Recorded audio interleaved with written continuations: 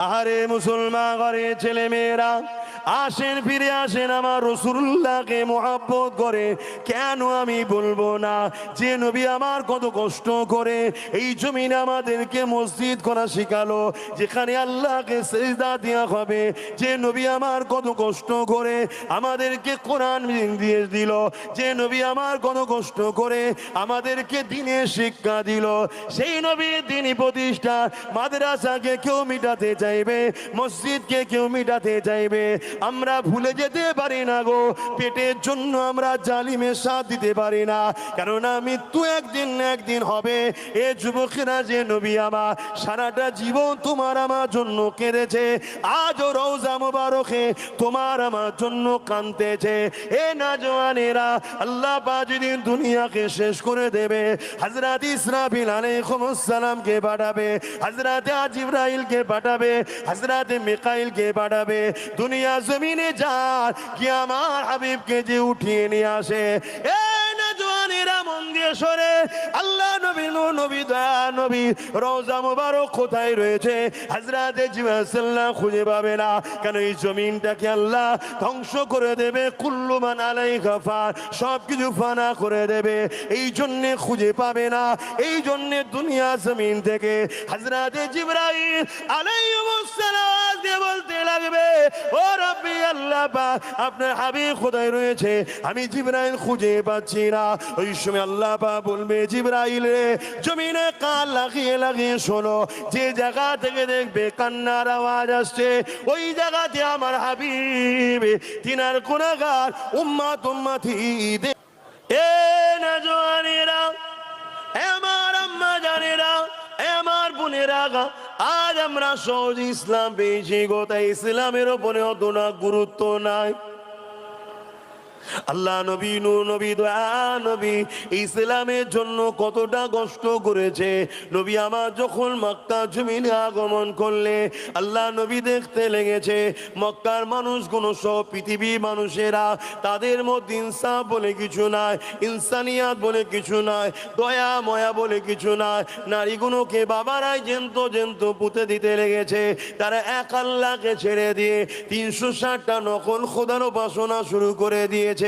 আল্লাহ নবী এই দৃশ্যখানা দেখে তাদেরকে যখন বুঝাতে লেগেছে, তারা আমার নবী পাকের কথা এমনি এমনি মেরে লাইনে গো, উপরন্তু তারা আমার নবী পাককে কত আঘাত দিয়েছে, কত কষ্ট করেছে। আল্লাহ নবীর জীবন ইতিহাস দেখলে দেখা যায়, মক্কা জমিনে নবী আমার যখন জালিম অত্যাচারীদের সামনে নবী আমার ইনসাফের কথা, তাওহীদের কথা, রিসালাতের কথা, মানবতার কথা, প্রেমের কথা যখন বলে, ওই সময় তা বুঝে লাগিয়েছে আমার নবী পাকের সঙ্গে বিয়াদবি পর্যন্ত করে ফেলে। এ যুবকেরা, তরুণেরা, আল্লাহ নবী চোখ ভরা পানিলে কাঁদতে কাঁদতে ঘরে চলে যান। পরের দিন নবী আবার দিনের প্রচারে বেরোলেন, আবার নবী পাকের সঙ্গে বিয়াদবি করলো। এইভাবে রাসূল পাক সাল্লাল্লাহু আলাইহি ওয়াসাল্লামের উপরে নানান দিক দিয়ে জুলুম অত্যাচার করা হয়েছে। এমনও দিন গেছে আল্লাহ নবী যখন সিজদায় পড়েছে, নবী পাকের পিঠের উপরে পচা দুম্বার ভুঁড়িকে পর্যন্ত চাপিয়ে দেওয়া হয়েছে। আমার রাসূলুল্লাহ একদিকে ভারী, অপর দিকে দুর্গন্ধ, এই অবস্থাতে নবী আমার সিজদায় পড়েছিল। রাসূলুল্লাহর কলিজার টুকরি হযরত খাতুনে জান্নাত ফাতেমা তাজ-জাহরা রাদিয়াল্লাহু তাআলা আনহা, তিনি তখন ছোট ছিলেন। আব্বা জানের পিঠ থেকে ওই পচা দুম্বার ভুঁড়ি গুলো নাবিয়ে দিতে লেগেছে। এ যুবকেরা, তরুণেরা, বাপেরা, সেই নবী পাক এত কষ্ট করে দুনিয়া জমিনে ইনসাফ প্রতিষ্ঠিত করেছে, দুনিয়া জমিনে ইনসানিয়াত প্রতিষ্ঠিত করেছে, দুনিয়া জমিনে দাসত্ব প্রথা বন্ধ করেছে, দুনিয়া জমিনে একত্ববাদ মহান রব্বুল আলামিনের দাস দাসী আমরা এই শিক্ষা দিয়েছে। এই দুনিয়া জমিনকে নেশা মুক্ত করেছে, এই দুনিয়া জমিনকে খুন মুক্ত করেছে, এই দুনিয়ার জমিনকে রেপ মুক্ত করেছে, এই দুনিয়ার জমিনকে জুলুম মুক্ত করেছে। আজ উম্মতে মুহাম্মাদি দাবি করে আমাদের কি দায়িত্ব নয় আমার রাসূলুল্লাহ রেখে যাওয়া দ্বীনের মেসেজকে আগিয়ে নিয়ে যাওয়া? কোনো জায়গায় জুলুম হলে ওই জুলুমের বিরুদ্ধে রুখে দাঁড়ানো, কোনো জায়গায় নারীর ওপরে অত্যাচার হলে নারীর পাশে দাঁড়িয়ে অত্যাচারীদের বিরুদ্ধে রুখে দাঁড়ানো, কোনো জায়গায় যদি নেশাতে মানুষকে আসক্ত করা হয় ওই নেশার বিরুদ্ধে দাঁড়িয়ে এই সমাজকে নেশামুক্ত করার জন্য রুখে দাঁড়ানো দরকার আছে না না? ইসলাম যেমন নামাজ শিখিয়েছে, ইসলাম যেমন রোজার কথা বলেছে, ইসলাম যেমন দাড়ি টুপির কথা বলেছে, ইসলাম যেমন হজের কথা বলেছে, ইসলাম যেমন মালদাতে জাকাতের কথা বলেছে, ঠিক তেমন ইসলাম নেশামুক্ত সমাজের কথা বলেছে, ইসলাম ঘুষমুক্ত সমাজের কথা বলেছে। এ যুবকেরা, তরুণেরা, বাপেরা, তাই বলে দিয়ে যাই চেষ্টা আমাদেরকে করতে হবে। আজ চেষ্টা করো, আল্লাহ বা একদিন বিজয় দেবে, একদিন কামিয়াবি দেবে। তোমার চেষ্টার জন্যে আল্লাহ খুশি হয়ে যাবে, দুনিয়াতেও তোমাকে ইজ্জতওয়ালা করবে, পরকালেও তোমাকে আল্লাহ শানওয়ালা করবে। এ নওজওয়ানেরা, তরুণেরা, কিন্তু আজ বড় দুঃখের বিষয়, হুকুমত যদি নিজেই শরাব বিক্রি করে, হুকুমত যদি নিজেই ঘুষ খায়, তাহলে মনে রাখতে হবে এই সমাজ তখন ধ্বংসের দিকে যাচ্ছে। এ নওজওয়ানেরা, আরো একটা কথা বলে যায়, এই রকম সমাজ বিরোধী, এই রকম মানবতা বিরোধী, এই রকম হুকুমতকে যদি কোন আলেম পক্ষপাতিত্ব করে তাহলে জেনে নিতে হবে ওই আলেমের ঈমানটা নষ্ট হয়েছে, না হয় কোনোদিন করতে পারে না। আর একটু আগিয়ে যায়, যেমন আমরা দেখেছি কুকুর কিন্তু ঘাস খায় না, খায় কি?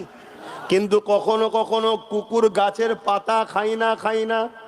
হ্যাঁ, জোরে বলে, কখন খায়?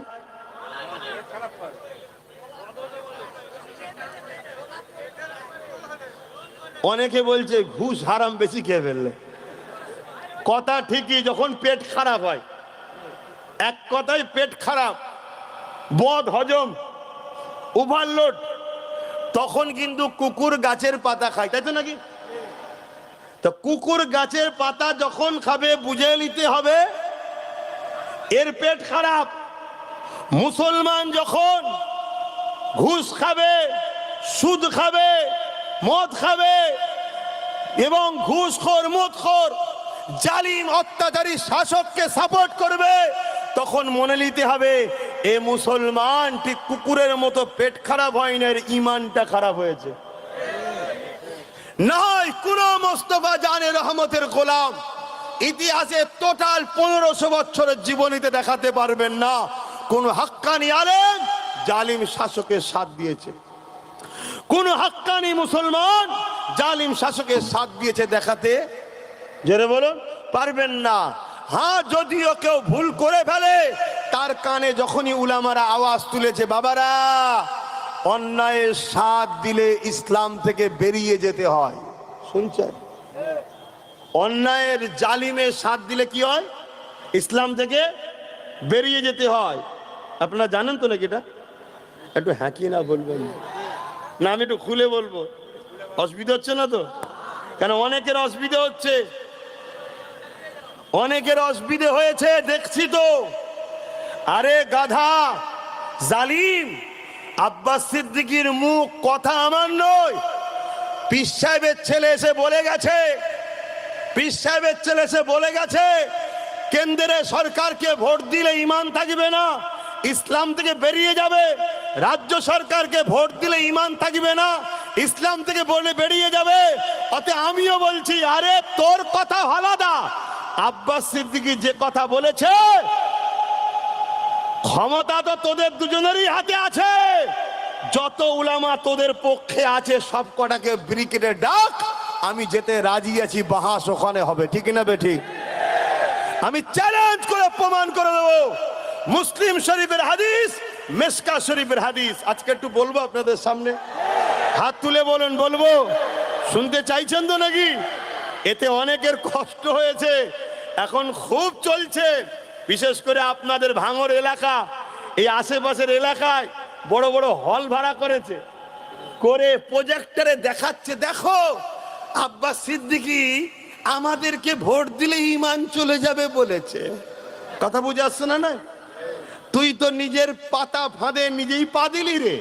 ওর মধ্যে হয়তো 50টার মধ্যে 10টা এমন লোক ছিল তোদের দল করে ঠিকই, কিন্তু ভেতরে তার ঈমান ছিল, সে কিন্তু লড়ে উঠেছে।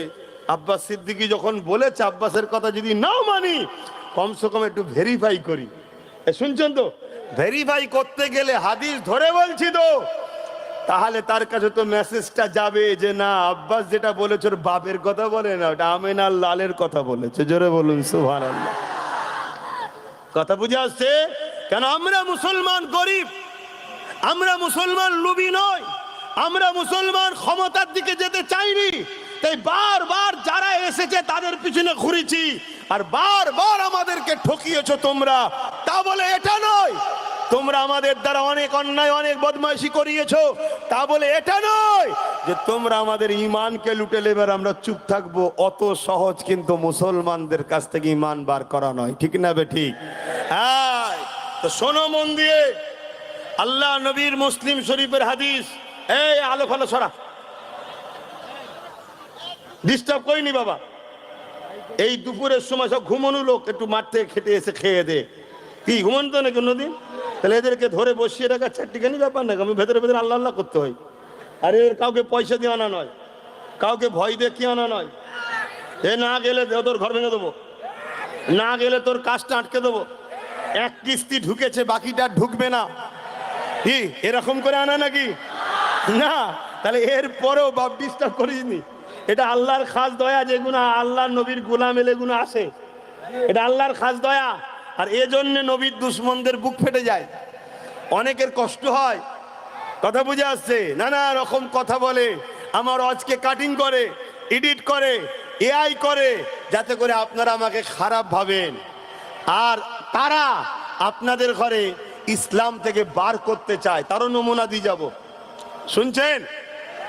আল্লাহ নবী বললেন, যতক্ষণ উম্মত তোমার অন্তরে ঈমান থাকবে ততক্ষণ পৃথিবীর কোনো শক্তি উম্মতকে মিটাতে পারবে না। জোরে বলুন সুবহানাল্লাহ। তাই এই উম্মতের অন্তর থেকে ঈমানকে মিটাবার হাজারো ষড়যন্ত্র চলছে। তাই বলে দিয়ে যায়, অ্যাকচুয়ালি কথা হলো এটাই। আল্লাহ রসুল বললেন, মুসলিম শরীফের হাদিস, অন্যায় দেখলে হাত দিয়ে রোখো। অন্যায় দেখলে বলেন, একটু আওয়াজ দেন, হাত দিয়ে রোখো। যদি হাত দিয়ে রুখতে না পারো, মুখ দিয়ে প্রতিবাদ করো। যদি মুখ দিয়ে প্রতিবাদ করতে না পারো, অন্তর থেকে ঘৃণা করে দূরে সরে যাও। এই অন্তর থেকে ঘৃণা করে দূরে সরে যাও বলেই রসুল বলছেন, অন্তর থেকে ঘৃণা করে দূরে সরে যাওয়া, এই নমুনাটা হলো খুবই দুর্বল ঈমান। কিন্তু ঈমান আছে, ঈমান আছে কিন্তু দুর্বল। কারণ আমাদের সমাজে সবার ক্ষমতা নেই হাত দিয়ে রুকা, সবার ক্ষমতা নেই মুখ দিয়ে প্রতিবাদ করা। কমসে কম রসুল বলছে এই নমুনাটা যেন থাকে। জালিম অন্যায় দেখলে অন্তর থেকে ঘৃণা করে দূরে সরে যাও।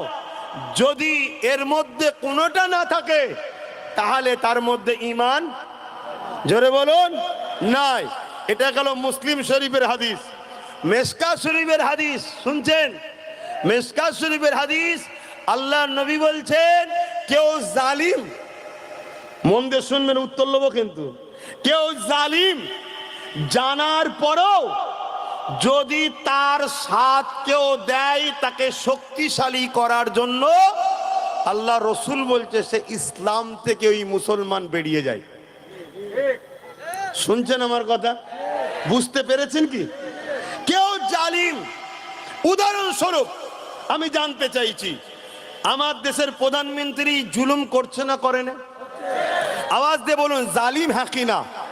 কারা কারা জালিম মানেন একটু হাত তুলে দেখাবেন।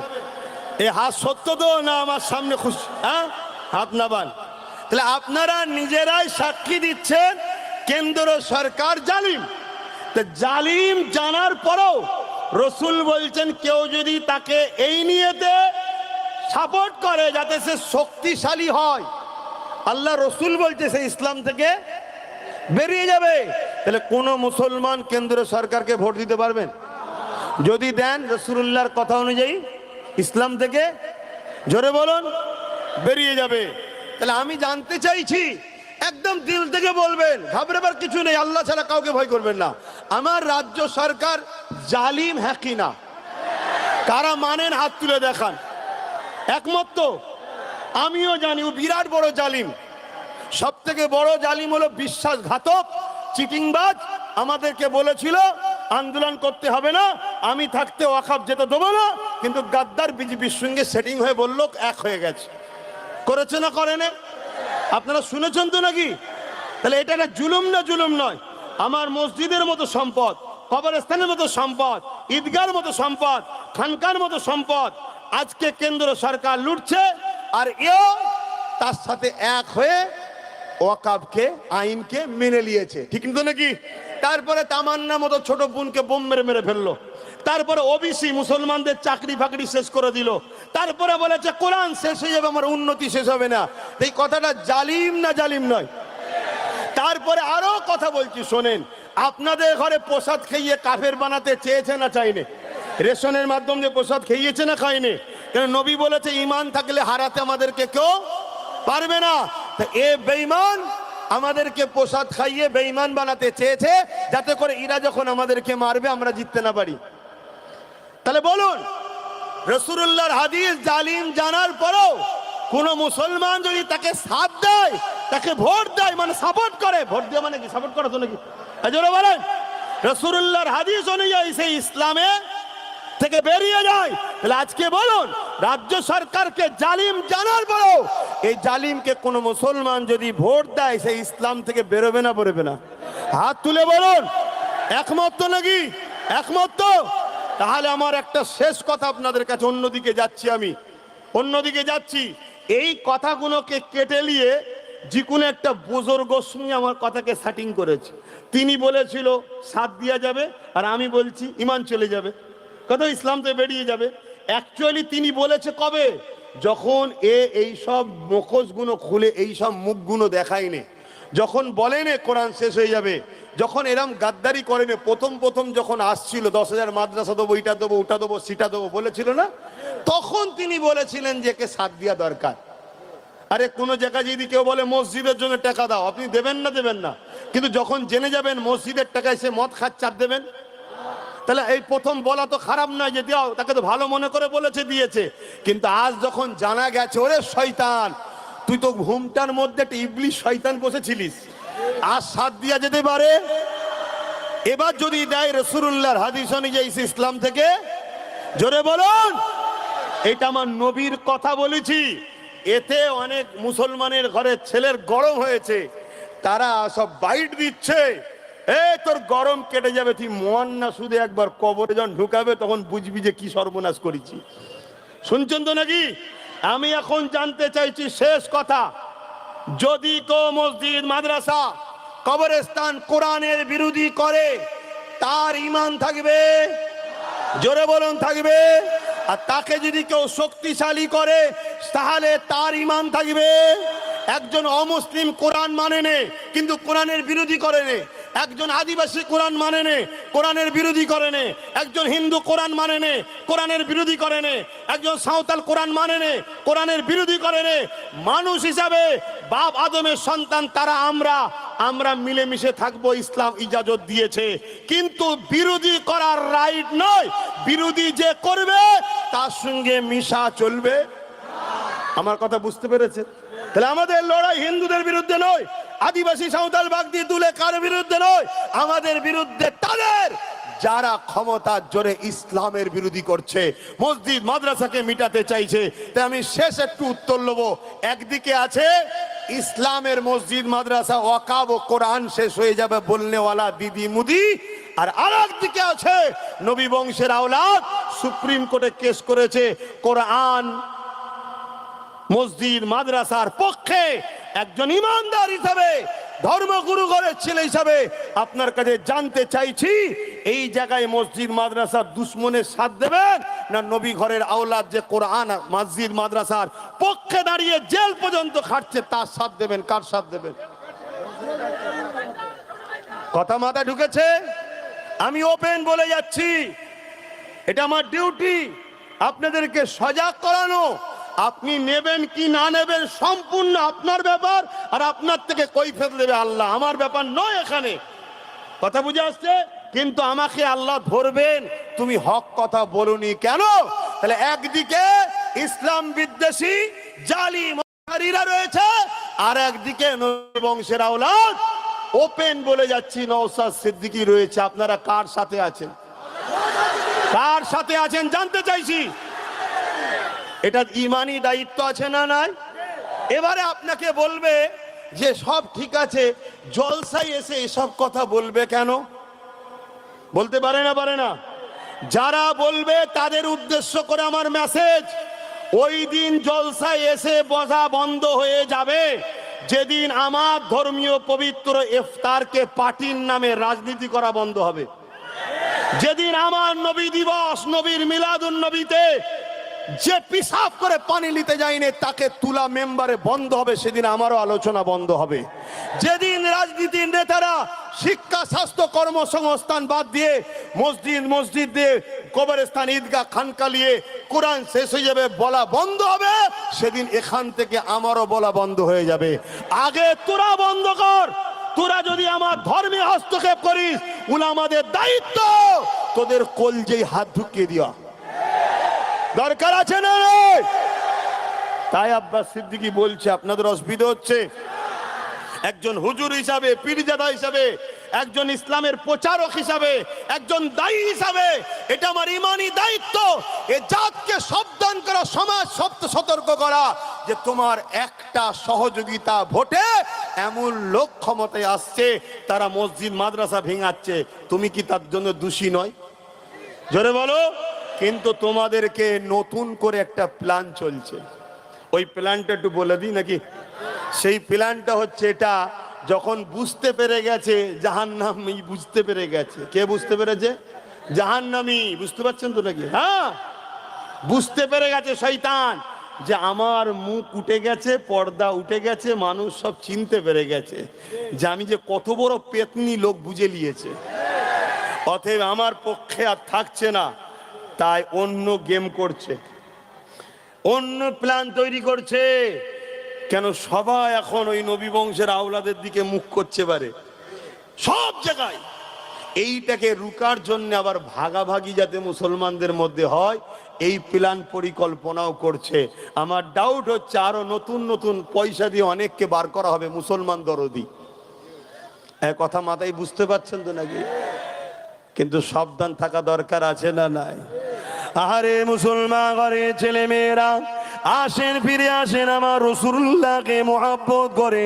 কেন আমি বলবো না যে নবী আমার কত কষ্ট করে এই জমিনে আমাদেরকে মসজিদ করা শেখালো, যেখানে আল্লাহকে সিজদা দেওয়া হবে। যে নবী আমার কত কষ্ট করে আমাদেরকে কোরআন দিয়ে দিল, যে নবী আমার কত কষ্ট করে আমাদেরকে দ্বীনের শিক্ষা দিল। সেই নবীর দ্বীনি প্রতিষ্ঠা মাদ্রাসাকে কেউ মিটাতে চাইবে, মসজিদকে কেউ মিটাতে চাইবে, আমরা ভুলে যেতে পারি না গো।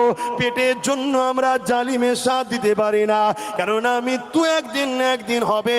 এ যুবকেরা, যে নবী আমার সারাটা জীবন তোমার আমার জন্য কেঁদেছে, আজও রওজা মুবারকে তোমার আমার জন্য কাঁদতেছে। এ নওজওয়ানেরা, আল্লাহ পাক যেদিন দুনিয়াকে শেষ করে দেবে, হযরত ইসরাফিল আলাইহিস সালামকে পাঠাবে, হযরত জিবরাইলকে পাঠাবে, হযরত মিকাইলকে পাঠাবে। দুনিয়া জমিনে যা কি আমার হাবিবকে যে উঠিয়ে নিয়ে আসে। এই নওজওয়ানেরা মন দিয়ে শোনে, আল্লাহ নবী নবী দয়া নবী রওজা মুবারক কোথায় রয়েছে? হযরত জিবরাইল সাল্লাল্লাহু খুঁজে পাবে না। কেন? এই জমিনটাকে আল্লাহ ধ্বংস করে দেবে, কুল্লু মান আলাইহা ফান, সব কিছু ফানা করে দেবে। এই জন্য খুঁজে পাবে না। এই জন্য দুনিয়া জমিন থেকে হযরত জিবরাইল আলাইহিস সালাম দিয়ে বলতে লাগবে, ও রব্বি আল্লাহ পাক, আপনার হাবিব কোথায় রয়েছে? আমি জিবরাইল খুঁজে পাচ্ছি না। ওই সময় আল্লাহ পাক বলবে, জিবরাইল রে, জমিনে কান লাগিয়ে লাগিয়ে শোনো, যে জায়গা থেকে দেখবে কান্নার আওয়াজ আসছে, ওই জায়গাতে আমার হাবিব তিনার গুনাহগার উম্মত উম্মতীদের জন্য কাঁদতেছে। আরো জোরে বলুন সুবহান। আল্লাহু আকবার।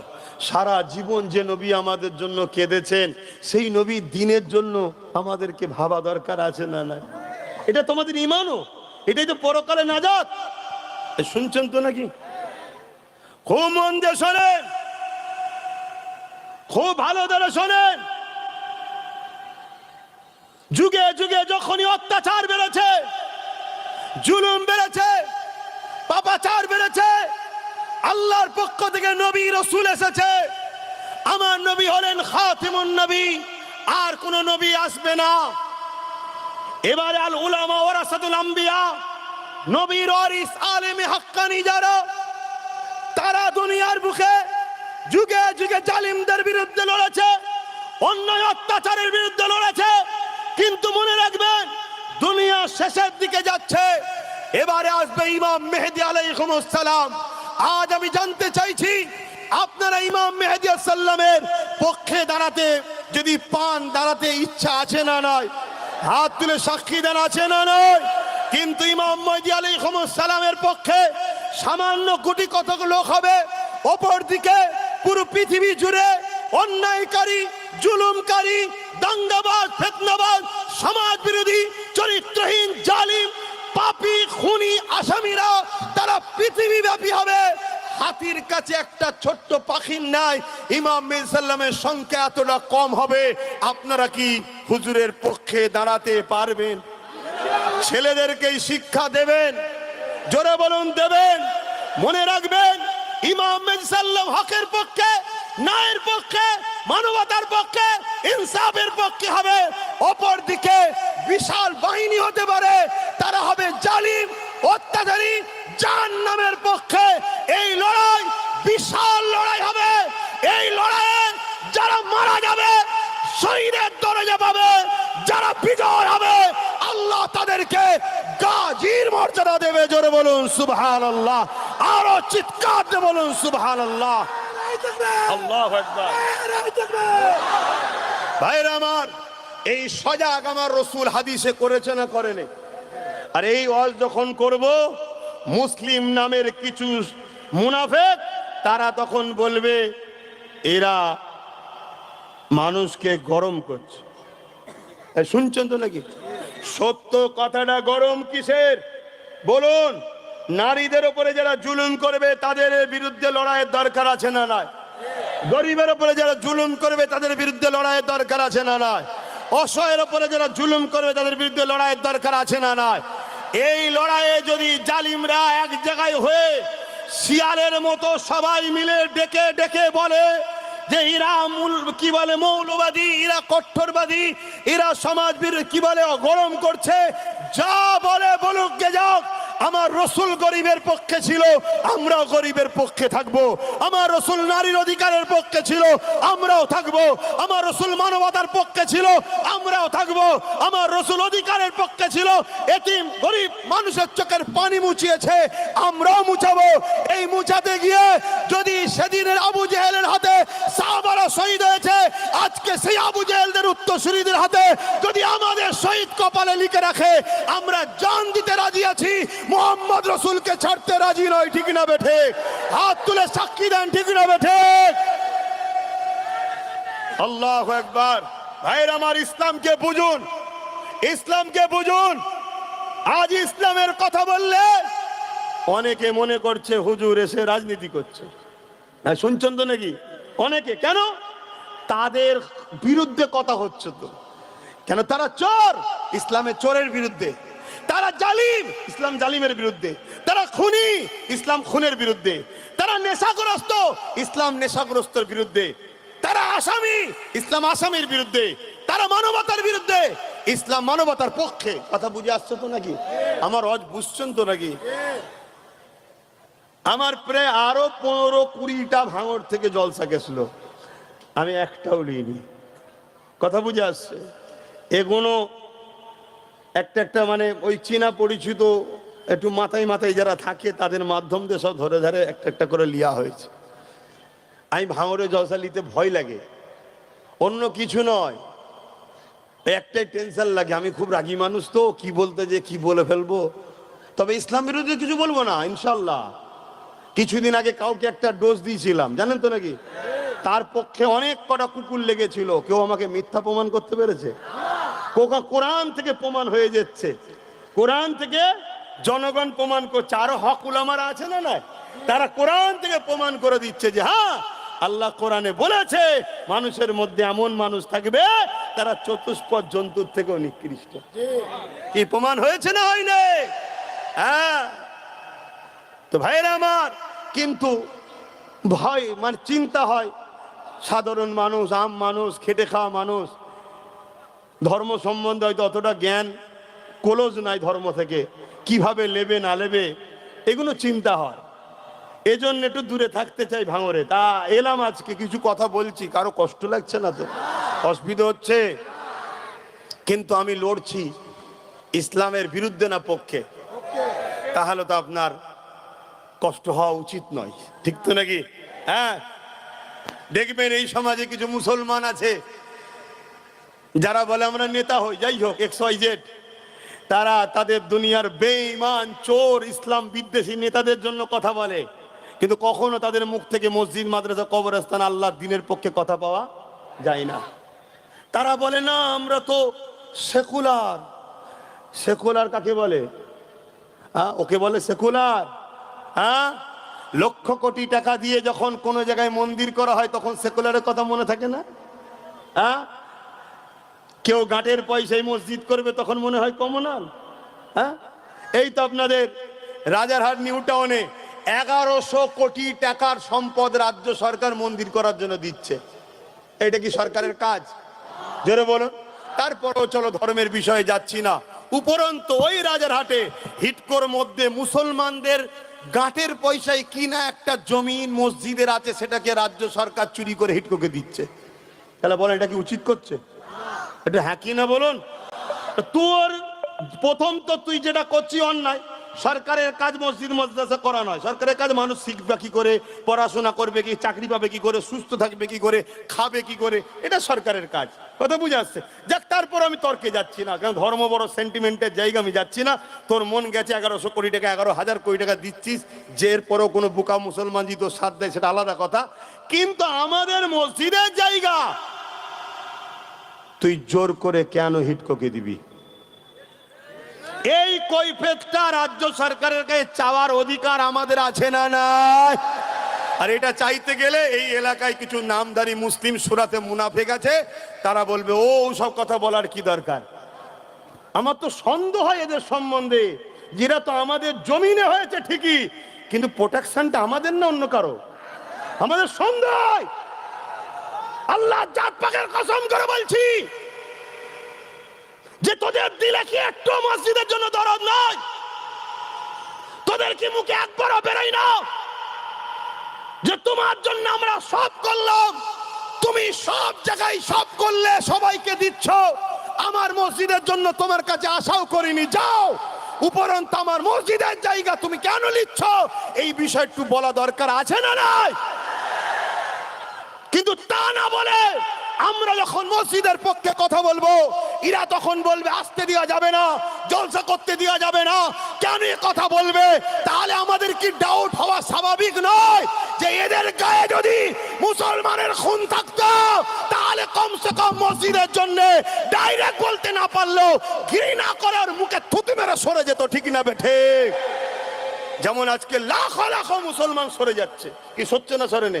হ্যাঁ, ওদের গায়ে ইমানদারের খুন আছে, ওরা মুসলমান খুনে তৈরি, হয়তো ধোকায় পড়ে হোক বা চাপে পড়ে হোক বা নাচারে হোক বা কোনো শখে হোক বা কোনো কারণে হোক, শয়তানের সাথ দিয়েছিল, কিন্তু শয়তানের যখন পেতনি মুখটা বেরিয়ে পড়েছে তখন আস্তে আস্তে সব সরে যাচ্ছে। সরছে না সরে নে? কিন্তু এরপরও দেখো কিছু রয়েছে, তারা গুন্ডাগিরি করছে, সন্ত্রাসী করছে, পুলিশকে দিয়ে মুসলিম কওমের ছেলেদের মিথ্যা কেস দিচ্ছে, গ্যাজার কেস দিচ্ছে, মুসলমান ছেলেদের ঘরে অত্যাচার করছে, নিজেরা মারপিট করছে, ভালো ভালো ছেলের নামে কেস দিয়ে দিচ্ছে। এরকম শয়তান জালিম মুনাফিক মুসলমানদের মধ্যে আছে না নাই? খেয়াল করে দেখুন, এটা খেয়াল করে দেখুন, খুব ভালো করে বুঝুন।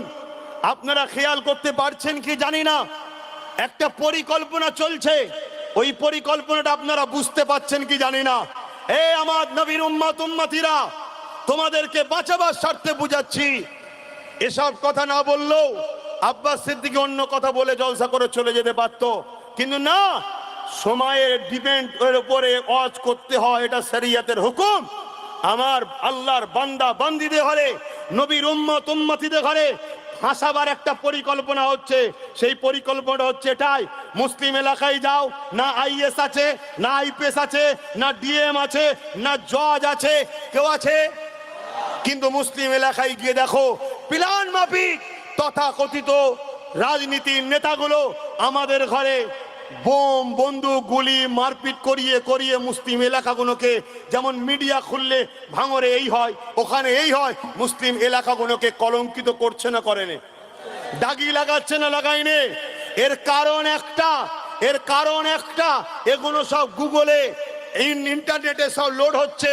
আগামী 100 বছর পর যখন গণহারে মায়ানমারের মতো তোমাকে আমাকে কতলে আম করবে, AK-47 দিয়ে গুলি করবে, গণহত্যা করতে যাবে, তখন রাষ্ট্রসংঘ যদি হাত দেয়, হস্তক্ষেপ করে যে কেন মারা হচ্ছে, তখন এই রিপোর্টটা দেখাবে, দেখো ভাঙর মানে এখানে এই হতো, এই হতো, এই হতো, এই হতো, ওখানে মুসলিম এলাকা মানে এই হতো, এরা শিক্ষা থেকে পিছিয়ে, এরা সর্বসময় সমাজ বিরোধী। এটা একটা পরিকল্পনা হচ্ছে। কারা করছে? যাদের জন্য তোমরা লড়াই করছো তারা করছে। বোঝো আমার জাতি, আমার কওম, বোঝো এ উম্মতে মুহাম্মাদি নবীর উম্মত হিসাবে বুঝাচ্ছি, বোঝো এদের ষড়যন্ত্র এটা।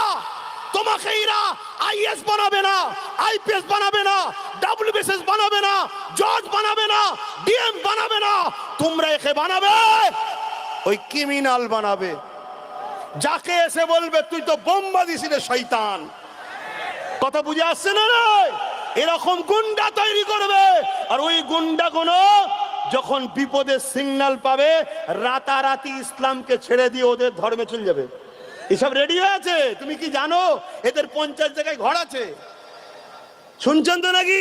এরা টুক করে লাভ মেরে চলে যাবে। আর ইতিহাস বলছি, স্পেনের ইতিহাস দেখো, স্পেনে যত বড় বড় সিনেমা হল, থিয়েটার হল, অফিস আদালত, আজকের দিনে গিয়ে দেখবে এগুলো অ্যাকচুয়ালি মসজিদ মাদ্রাসা ছিল। 800 বছর আমরা রাজত্ব করেছি। আমাদের মধ্যে গাদ্দাররা এভাবে স্পেনের মুসলমানদের ঘরে শেষ করে দিয়েছে। আজ যখন তোমাদেরকে বাঁচাবার জন্য আব্বাস সিদ্দিকী চিল্লাচ্ছে, এরা তখন আমার বাপ তুলে মা তুলে গাল দিচ্ছে না, যাই না বলুন? কিন্তু এর জবাব কখনো শুনেছেন আমার কাছে? না, ওর জবাব আমি দেবো না।